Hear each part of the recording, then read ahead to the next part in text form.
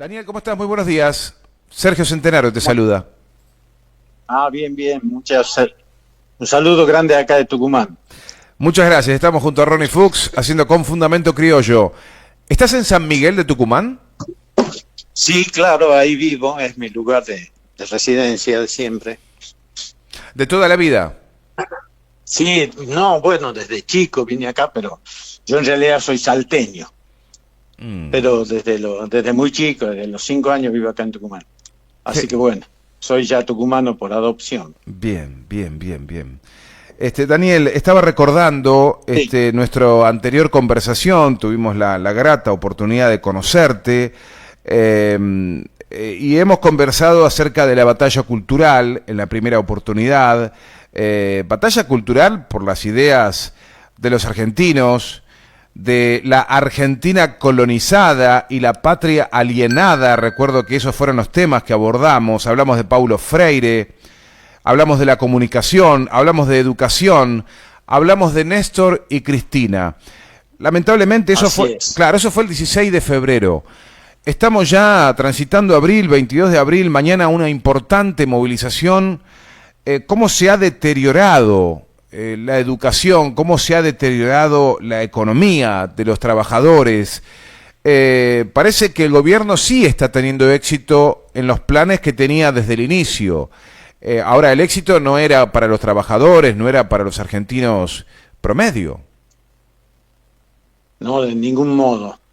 Es para la casta, como él dice, Ujú, para su casta. ujú. Eso ya está claro. Y es para su inclinación hacia también creo lo hemos dicho, un eje del mal, que yo lo considero un eje del mal y que en este momento en Occidente, ¿no es cierto?, pretende imponerse como hegemonía, que es el eje Washington, Londres, Tel Aviv, o sea, el eje que nosotros llamamos anglo-yanqui sionista. Y creo que en ese sentido, digamos, está la acción, ¿no?, la vergonzosa acción de este presidente de habernos incorporado de facto a la OTAN como socio menor y meternos en una guerra que, como yo también lo escribí, creo que lo compartí con ustedes, viola una tradición pero desde Irigoyen, una tradición de neutralidad de nuestro país que ha sido, digamos, una política exterior característica en la Primera, en la Segunda Guerra Mundial, durante la Guerra Fría, con los países no alineados y el llamado, ¿no es cierto?, tercer bloque. Bueno, estamos frente a este momento tan duro, pero creo que eso tiene varias explicaciones y no sé si amerita quizás, ¿no?, hablar después más en profundidad sobre el tema.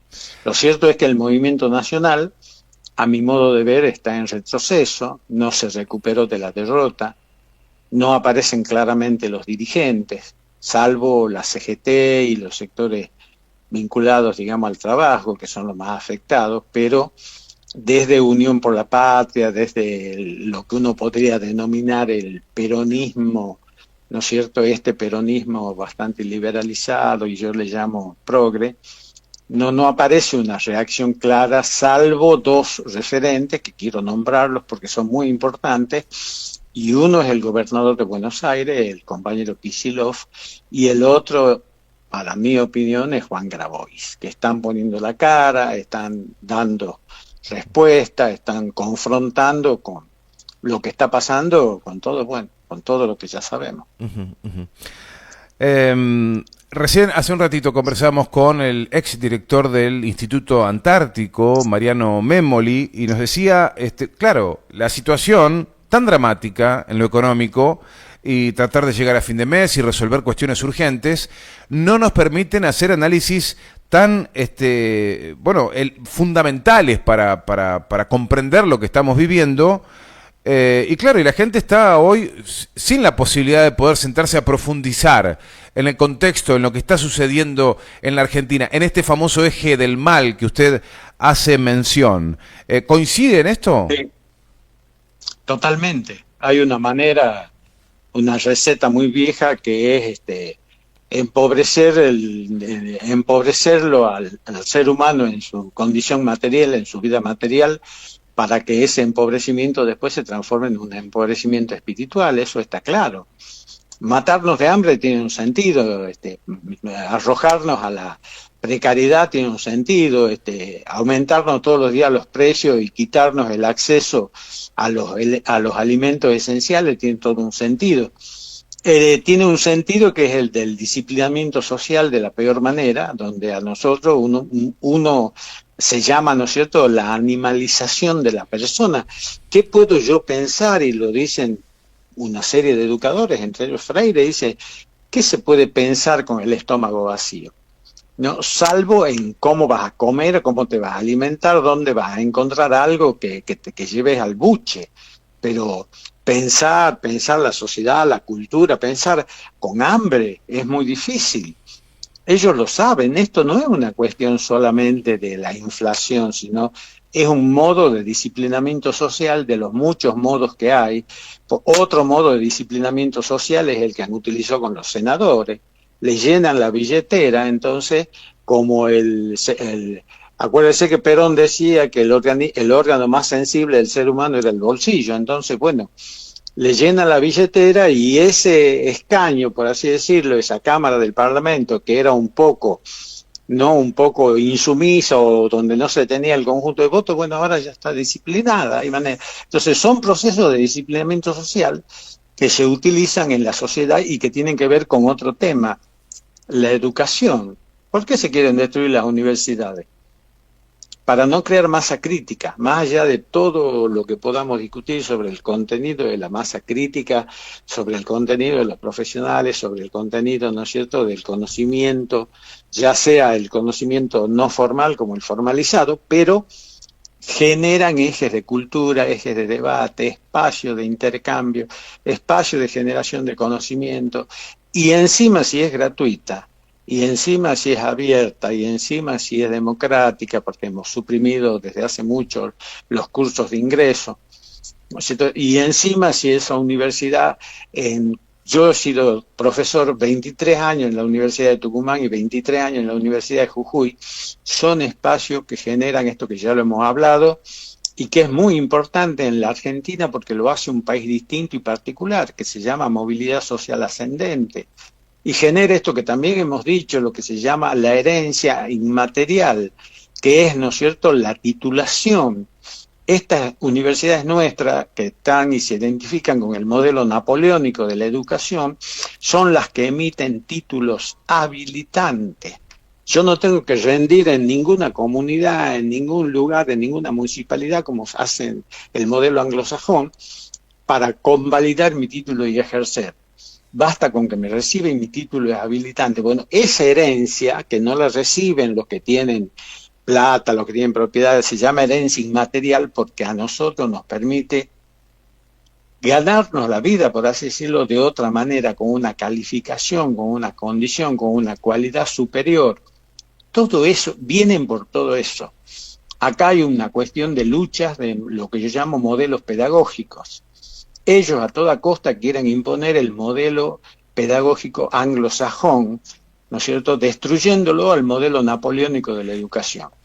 El modelo anglosajón ya lo conocemos, es el modelo de la educación privada, la educación es una mercancía, la compra el que tiene para comprarla, a la universidad llegan los que tienen, ¿no?, en una ascendente escalada infame, en la cual solamente aquellos que tienen posibilidades económicas pueden acceder al conocimiento. Y ese debate es crucial, más allá de que las universidades tengamos que después nosotros ocuparnos de que la enseñanza sea más enraizada en América Latina, en formar profesionales más vinculados a nuestra propia realidad y menos universalistas, pero esa es otra discusión, es posterior, ¿no? Y esto, lo que está ahora ocurriendo con las universidades sin luz, es directamente, lisa y llanamente, la destrucción de un modelo educativo que nos guste o no nos guste, desde que Napoleón Bonaparte los impuso en los códigos civil de 1804 de la Segunda República.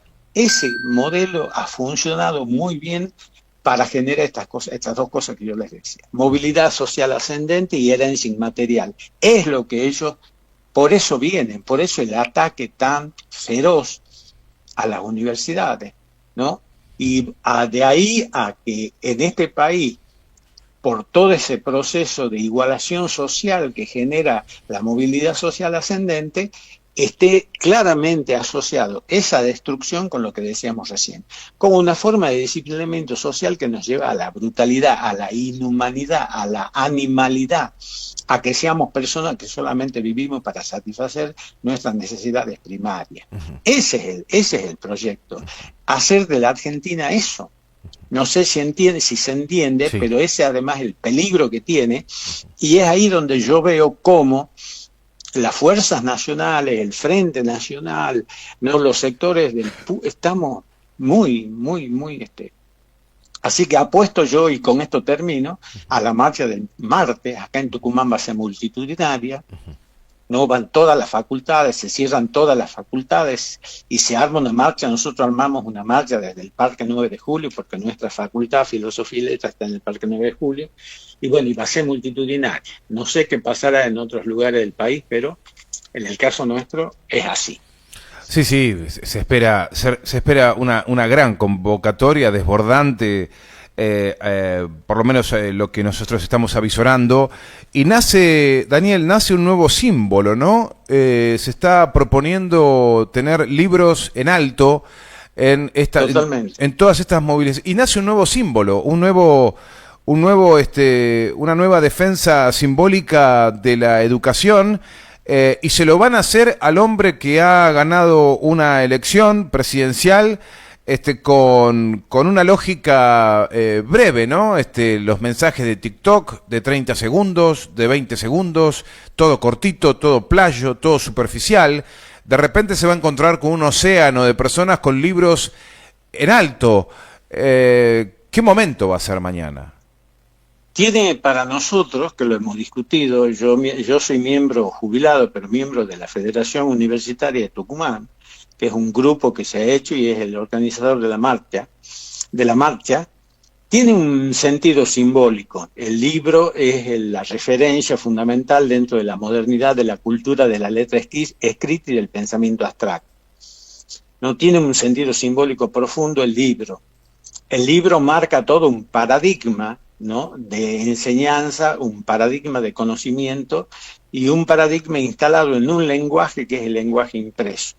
Bien, nadie dice que el paradigma ¿no?, de la imagen, la cultura de la imagen o la galaxia de la imagen, como le dicen los comunicólogos, no tenga ya un lugar en la sociedad y la cultura, porque sería de necios. Pero ojo, una cosa es que tenga un lugar en la sociedad y en la cultura, y otra cosa que además sirva muy bien para formular, organizar, ¿no es cierto?, y diseñar los llamados modelos híbridos de la enseñanza, que está muy bien que así sea, porque además es necesario y además no lo puede borrar de la realidad. Pero acá hay una cuestión. Se viene con todo este discurso donde nosotros perdemos las elecciones, y eso lo sabemos todos, porque no hemos actuado en ese mundo, no hemos actuado en la galaxia de la imagen, hemos dejado que TikTok le lave la cabeza a los chicos, hemos permitido, no tenemos una política respecto a cómo manejarnos con esta otra nueva galaxia de la imagen, que es la galaxia, ¿no es cierto?, que nosotros llamamos la digital, bueno, todo lo que ya sabemos de eso. Entonces, el libro, en este momento, donde la universidad se asienta en una tradición, que es la que explicaba recién, la tradición moderna de la cultura del lenguaje escrito, ¿no es cierto?, la de la cultura Gutenberg también se le da muchas maneras. Ese es un poco el símbolo y el signo que tiene marchar con los libros. Y además porque nos parece una imagen muy fuerte, vamos a marchar con los libros en alto, no mostrando los libros. Entonces esa imagen para nosotros es una imagen fuerte, una imagen importante, y tenía ese sentido. No confrontar, pero sí hacerle saber a todo el mundo que aún está vigente la cultura de la letra escrita, y en confrontación o futura integración con la llamada galaxia de la imagen. No sé si con esto aporto algo a lo que estábamos hablando, pero eso un poco era lo que hemos discutido en este grupo, ¿no? Sí, sí, absolutamente claro y también necesario, y una definición extensa de este símbolo que van a hacer mañana. Así que ha sido realmente muy importante. Daniel, voy a picantear un poquito la entrevista. Voy a ponerme en el rol de aquel votante de Javier Milei que está absolutamente de acuerdo con todo lo que está pasando. Y me lo imagino, quizá irían más profundo de lo que voy a hacer ahora, ¿no? Pero comienzan con esas chicanas, ¿no? Diciendo, pero ¿qué es lo que están reclamando ahora? ¿Qué creían que podíamos seguir viviendo con esa participación del Estado en subsidios que no corresponde? Cada uno tiene que pagar lo que tiene que pagar, tiene que aprender a resolverse la vida solo. Y me parece muy bien lo que está haciendo Javier Milei, que es esto de andar regalándole todo. Aprendamos a ganarnos lo que nos merecemos. El Estado está para, no sé, 3, 4 cosas, pero lo demás es una cuestión personal. Aparte robaron tanto, se robaron todo, ¿qué más quieren? Que ahora están pichados, ahora están enojados, han perdido y están enojados y todo les parece mal. ¿Cómo se mantiene un diálogo con una persona que está disfrutando de este cercenamiento de tantos derechos? Bueno, la sociedad argentina, y todos lo sabemos, estábamos en otro momento, estuvimos hablando, ¿no es cierto?, sobre el 25 de mayo de 1809 y las grandes rebeliones indígenas que terminaron con el Imperio Español, a partir del artículo que yo te mandé, te compartí, de las guerras allá en el Alto Perú. Bueno, la sociedad argentina siempre estuvo, para mi modo de ver, partida en dos. Un sector, hasta que emerge la clase media, ¿no es cierto?, con la inmigración y todo lo que hemos visto, la educación y todo eso, muy vinculada a un pensamiento liberal que es muy fuerte. Acá en el Congreso de Tucumán de 1816, muchos de los representantes, que eran de sectores muy acomodados y que se los había excluido a los indígenas y se los había excluido a los negros, decían: no vamos a armar un congreso con los chocolates. Los chocolates eran los negros, que estaban directamente excluidos. Después formaron el regimiento de Pardo y Moreno que hizo con San Martín la campaña de los Andes, ¿no?, de acá de Tucumán, Salta, Jujuy, el Alto Perú. Pero fueron excluidos del Congreso de Tucumán. A ver, ¿no? Nosotros tenemos una imagen de estampita, tenemos la imagen de la casa histórica, sí, donde se los ve a todos, con ascendencia española o con ascendencia, ¿no es cierto?, criolla, pero blanca. Y eso también se reclama desde ahora, que se han hecho estudios, ¿no? La sociedad argentina es una sociedad que estuvo atravesada, partida en dos, por la fuerte influencia que sobre sectores, digamos, que son, yo diría, tributarios de los sectores oligárquicos y de los sectores, ¿no?, latifundistas y los sectores del poder tributario. ¿En qué sentido? Se identifican con el discurso del amo. Hay toda una explicación sobre la identificación del discurso del amo. Yo creo que Freire es el que mejor lo dice, ¿no? El lenguaje del amo que le impone al súbdito, le impone, ¿no es cierto?, a su esclavo, su universo cultural, su manera de ver la vida, su lenguaje, ¿no? Entonces, sus formas de representación y relación en el mundo, y ellos lo repiten. Y ahí es donde aparece este concepto que nosotros tanto también hablamos, que es el concepto de colonización cultural. A ver, yo no, cuando me hablan así a esas personas, no las confronto y más aún le tengo algo así como lástima. Es doloroso decir, porque trato de objetivar ese vínculo. Otros dicen, perdón, ¿no?, que le pase esto cuando se cae de hambre, van a aprender, y yo creo que no es así. Yo creo que no es así. Yo creo que la clase media, el gorilismo, el resentimiento, hablando de sectores, ¿no?, de universo, el resentimiento, el sentido, la envidia, esto que se llama, ¿no?, el aspiracionismo, yo merezco esto, yo merezco otra cosa y soy olvidado, se ha instalado. Acordate del 46, acordate del 16, ¿no? ¿Cómo se instala? ¿Dónde se instala? En esos sectores que, viniendo de abajo, quieren llegar con un proceso identificatorio a ser como el oligarca, a ser como su patrón latifundista. Eso se ve en los jugadores de fútbol. Batistuta que comía alfajores en la pensión de Rosario a la noche, no haciendo ruido con el papel, porque lo único que tenía era para comer un alfajor en la pensión de Newell's Old Boys, ¿no es cierto? ¿Qué ha hecho? Es un latifundista. Se le cumplió su sueño, llegó a ser lo que era, ¿no es cierto?, el espacio donde trabajaba su papá. Compró 40.000 hectáreas en la zona de Goya, ¿no? Y cómo los atiende a sus trabajadores, como lo atendían sus patrones a la familia de Batistú.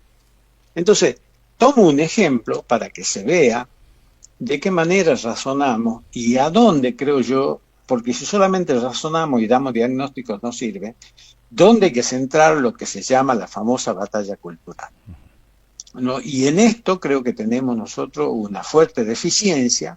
Tenemos el Estado, y lo hemos dicho en el otro encuentro, no tenemos canales, no tenemos periodistas, no tenemos no replicadores sociales, comunicadores sociales que sean capaces de instalar el pensamiento alternativo, que rompan con el lenguaje del amo, que rompan con la dicotomía civilización o barbarie, donde el oprimido cree que copiándole las actitudes y los intereses y el comportamiento del amo se hace más civilizado.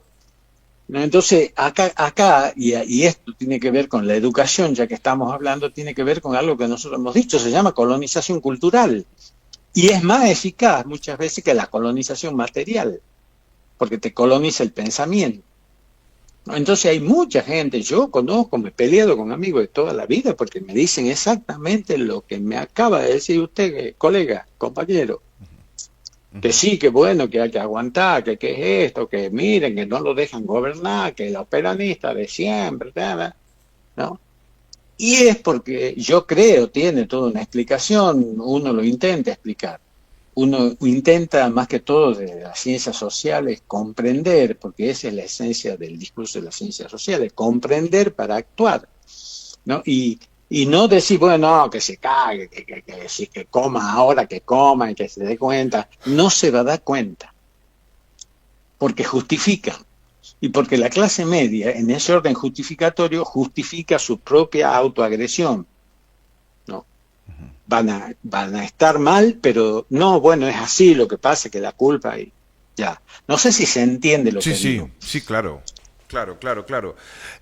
Daniel, ¿cómo se me enojó un coterráneo suyo de visita en San Miguel cuando, claro, con mucha inocencia, pero ya aprendiendo para toda la vida, le pregunté, creo que vendía artesanías y hago mención de la casa de Tucumán, pero digo, sí, la casita de Tucumán, y se enojó tanto. Me dice, no, la casita no, es una casa, la casa de Tucumán. Bueno, ahí aprendí que hay que ir como pisando con cuidado, ¿no? Uno puede herir susceptibilidades sin saberlo. Están así, bueno, está bien que lo aclaren, ¿no? Uno lo dice con cariño, la casita de Tucumán, pero el hombre me dijo, no es la casita de Tucumán, es la casa de Tucumán. Y bueno, ahí de nuevo aparece forma y contenido, se preocupan por la forma, pero no por el contenido, no saben qué carajo ha pasado ahí adentro. No se sabe, no saben cómo, por ejemplo, eligieron de distintas regiones de Tucumán, del país, perdón. Por ejemplo, puedo hablar de Narciso Laprida o puedo hablar de Fray Justo Santa María de Oro, que eran unitarios. No, van a formar parte del partido unitario primero. Y lo que yo decía, y cómo se excluyen de manera clara y concreta a todo lo que fueron los revolucionarios del Alto Perú, los llamados delegados del Alto Perú, porque no se podía hablar de Bolivia. No existía un error histórico la existencia de Bolivia, ¿no? Y bueno, y los cuicos, como decían, ¿no? No lo vamos a llamar los cuicos ¿cuáles eran? Los mestizos, o los zambos, o los mulatos, ¿no? Que provenían del Alto Perú y de la cruza de el imperio esclavista brasileño con la población negra, los pobladores del llamado Chaco Bolamba, que son los pobladores guaraníes, y los pobladores, ¿no es cierto?, de lo que se llama el Alto en Bolivia, o de los que son, ¿no es cierto?, las poblaciones que nosotros llamamos las culturas del Collasuyo. Y bueno, y de esa mezcla surgió todo este mundo, ¿no? De mestizo que no formaba parte ni las mujeres ni los varones. O sea que ¿No? Ojo con eso. hubiera visto con Sí. muy buenos ojos si hubiera sido delegado o representante de Tucumán en aquellos años, usted, Daniel, se hubiera ido un Ajá. año antes a Concepción del Uruguay a celebrar la declaración de la independencia el 29 de junio de 1815 junto a Artigas. Claro, claro. Sí, sí, sí. En Arroyo de la China. Ah, en Arroyo de El la Congreso, China. Ahí está. Sí, sí, sí, sí, sí, sí, sí, sí, sí.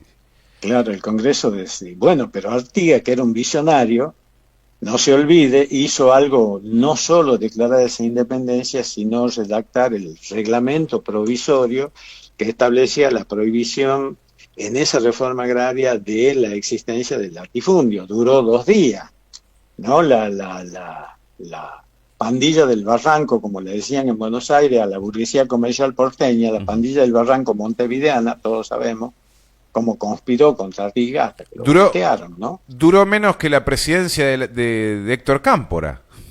Así es. ¿Qué va a ser? Son las historias, pero son las historias que a ver, ¿por qué nosotros hablamos de esto y por qué es bueno que esto se diga por la radio? Porque si nosotros a esto lo trasladáramos como contenido a la escuela, porque acá vamos a entrar en un tema que yo siempre insisto, la educación está bien, hay que defenderla, es todo, pero eso es de lo estructural y desde el discurso que yo le llamaría oficial. Pero acá nosotros en la educación tenemos que librar otro debate que es ideológico respecto a los contenidos. Y así como se nos ha enseñado 70 años de historia mitrista, desde 1810 hasta 1880, cuando se incorporan por primera vez otras escuelas, ¿no? Historiográficas en los contenidos escolares, pero eso ha hecho carne, eso ha hecho, ¿cómo le puedo decir? Eso ha hecho semilla, eso ha hecho una especie de sentido común inamovible en el pensamiento. Y lo mismo pasa con la economía. Usted entra a la Facultad de Ciencias Económicas, me pasó a mí, lo único que se enseña en teoría económica es neoliberalismo, Acá pasa lo mismo, ¿eh? proteccionismo. Acá pasa lo mismo. ¿Cómo? Acá pasa lo Bueno, mismo. claro, las economías proteccionistas, la economía del mundo periférico, con lo primero que empiezan es con el camino a la servidumbre del von Hayek, viejo sinvergüenza, ¿no? Ahora, yo les decía el otro día, bueno, ¿por qué no, ya que les gusta tanto Estados Unidos, ¿por qué no lo enseñamos al presidente Franklin Delano Roosevelt, ¿no? Y a Keynes? A ver, ¿por qué no? Porque ahí intervenía el Estado, en lo que se llama el keynesianismo y lo que se llamó, ¿no es cierto?, el New Deal de, de, de Roosevelt. Entonces digo, pues, está bien, pero ¿por qué no enseñamos entonces la otra ola de esos años, que fue la política de intervención de la economía, no sé, del Estado en la economía norteamericana, para que después de los años de la Gran Depresión se produzca el salto que se dio, la ruptura y el cambio que se dio con el New Deal? No, qué bueno, ¿eh? Entonces, hay una Pero, cuestión ideológica ajá. que nosotros tenemos una batalla cultural real que nosotros tenemos que librar, como ya lo he dicho varias veces, en el plano de los contenidos, del qué se enseña, Ujú. ¿no? Acá, Porque hasta acá, claro. sí, No, no, no, sí, escucho. estaba pensando, Daniel, que se critica mucho desde el interior del peronismo aquellos que pueden aplicar keynesianismo, acá en la Argentina por lo menos. Sí, sí. Pero resulta que el general lo aplicó. Porque ¿qué es la concepción? A ver, ¿qué es la concepción de intervención del Estado? ¿No? La primera, yo diría la premisa. Vos agarrás al mercado y le decís, no, el mercado no, nada de laissez-faire, laissez-passer, nada, no, nada de... El Estado, interviene el Estado en la economía, el Estado regula la economía, el Estado es el principal agente de desarrollo económico, de distribución de la riqueza. Eso es Keynes. Y eso fue el New Deal, ¿no? En los años... ¿Por qué lo cito primero a Franklin Delano Roosevelt? Porque él lo hizo en los años 30, en plena década infame nuestra, año 33. Y ahí toma Irigoyen, ya había caído, pero Irigoyen es otro que él, pero no tomando el modelo norteamericano, sino el modelo soviético. Acuérdense crea la primera petrolera estatal del mundo monopólica, YPF.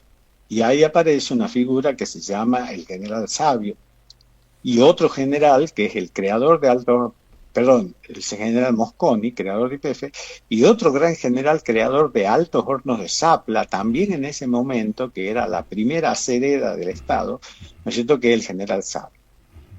Y ahí hay un segundo problema que no se acepta discutir: la presencia de las Fuerzas Armadas en política, y sobre todo de las Fuerzas Armadas que tengan sentido patriótico, porque no hay ningún país que pueda afrontar una revolución sin Fuerzas Armadas. A ver, ¿no? ¿Cómo haríamos nosotros para correrla a la Richardson? Le vamos a decir: mire señora, levante la base militar de Tierra del Fuego que han impuesto ustedes. No, tenemos que tener una oficialidad, tenemos que tener un ejército, tenemos que tener Fuerzas Armadas que, junto con ese modelo de intervención de la economía hacia el Estado, las respalde. Acá se respaldan las cosas con las armas.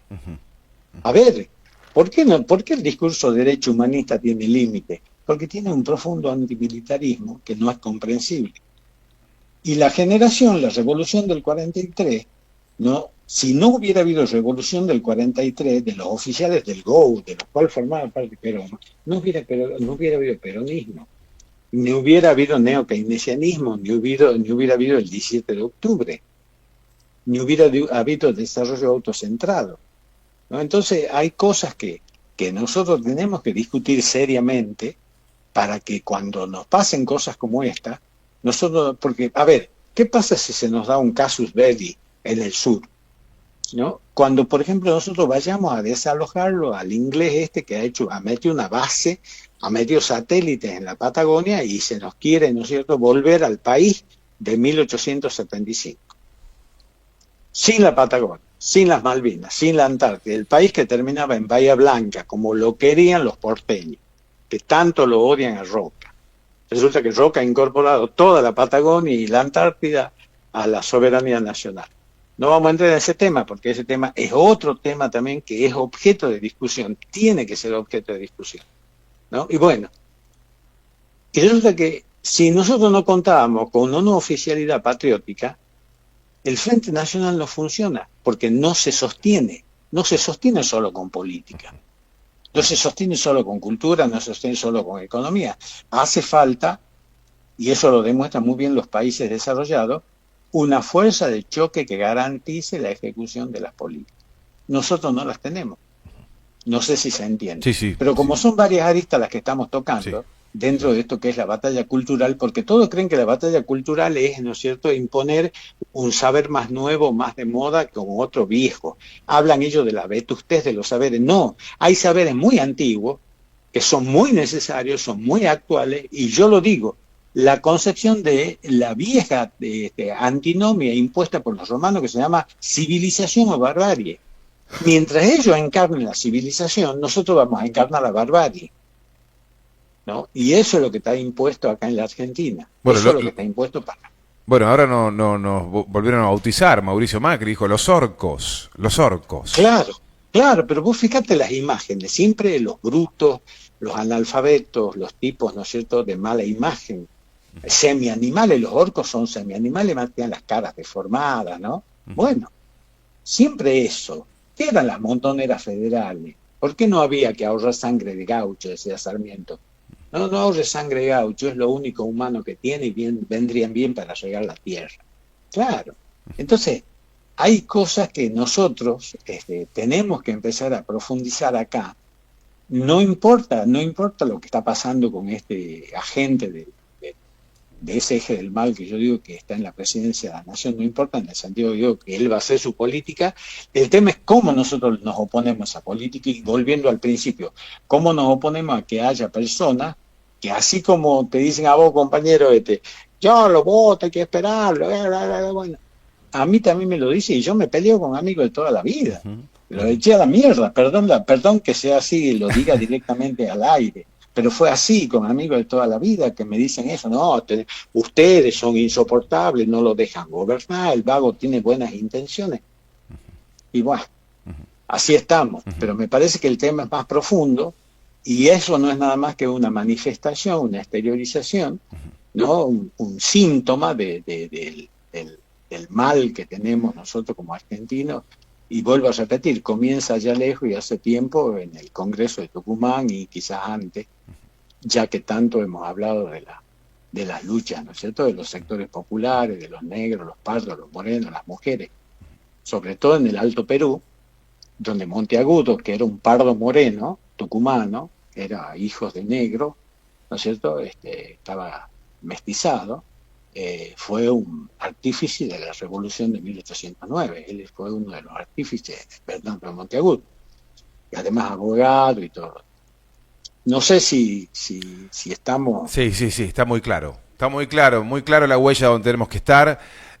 No dejar que la modorra se apodere de nosotros, sacudirnos eso, volver a los libros, de hecho mañana levantarlo en alto y caminar en reclamo de la financiación y del aporte y el apoyo del Estado argentino a las 70 entre universidades e instituciones superiores, es lo que reclamamos. Daniel, una extraordinaria charla para nosotros, para guardarla de colección, para revisarla y seguir aprendiendo. Te mandamos un fuerte abrazo y en algún futuro no muy lejano estaría bueno que volvamos sobre temas, por ejemplo Roca, que abriste allí una puerta muy interesante, que es uno de los que están allí, viste que algunas cosas se las criticamos, pero resulta que tienen un montón de cosas a favor, pero bueno, nos haríamos muy largo. Te invito a que nos volvamos a muy comunicar. largo, pero yo me comprometo ya mismo a enviarte por WhatsApp una ponencia de un centro de Córdoba, que es el Centro Terzaga, donde un gran intelectual de Córdoba... Ya lo entrevistamos, ya lo entrevistamos. Sí, sí. Ah, bueno, él tiene una ponencia que yo te la voy a mandar, que se llama La Geopolítica de Roca, y lo presentó en el Congreso de Pensamiento Latinoamericano. Estuvimos juntos en junio en la Universidad de Lanús. Mira vos. Presentó esa ponencia. Si te interesa, te la comparto por favor, por este medio. Por favor. ¿Ah? Sí. Bueno, mira cómo se juntan. ¿Cómo se juntan, eh? Sí. Bueno, Daniel. Yo lo crío, el viento los amontona. Muchas gracias, ¿no?, por llamar, por compartir. Y bueno, y por eso estamos juntos. Nos amontonó el viento, el viento sur. El viento sur nos unió. Sí, por supuesto, el pampero. Exacto. Bueno, buenísimo. Bueno, un fuerte abrazo, Daniel. Gracias, Muchas gracias. Chao, igualmente. Chao. Buen día. Chao. Gracias. Daniel Yepes, el extraordinario docente universitario y director y licenciado en Ciencias Sociales, doctor, perdón, en Ciencias Sociales, conversando con nosotros, dándonos un análisis profundo sobre los tiempos que estamos viviendo. Y ustedes prestaron atención, hay que ir a la historia y volver al presente. A la historia y volver al presente. ¿Para qué? Y para asegurarnos un futuro que nos contenga a todos. De eso se trata.